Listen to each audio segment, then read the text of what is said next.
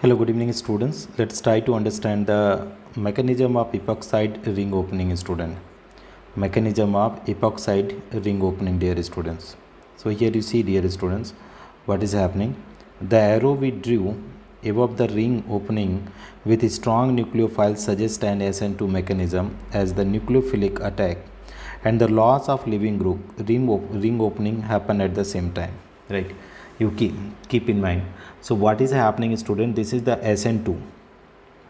Why it is SN2? Because the attack of nucleophile, they are saying no, nucleophilic attack and loss of living group is happening at the same time. That is why it is the SN2 single step process is happening. How it is happening? Here see, student, this is the nucleophile negatively charged is attacking on this carbon, so that this bond is shifting in the form.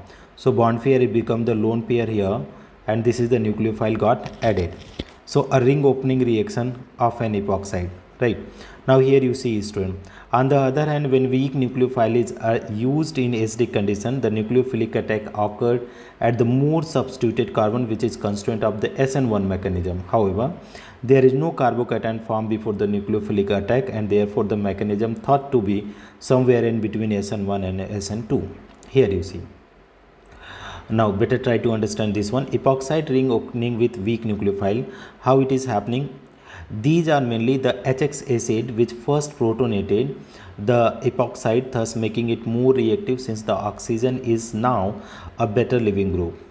After the protonation, the halide attack and opens the epoxide ring, forming the alcohol with the adjacent. So see, this is the lone pair electrons are there, two lone pair electron. It is attacking.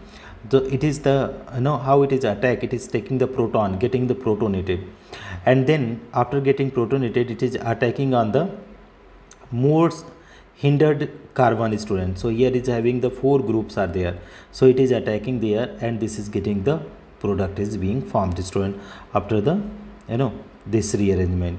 So now notice that the order of steps is reversed compared to what we have seen with a strong nucleophile, and even though the reaction seems to follow SN2 mechanism when an unsymmetrical epoxide is used, the regiochemical outcome suggests a possible SN1 path as well. Unsymmetrical epoxide react with weak nucleophiles at the more substituted carbon.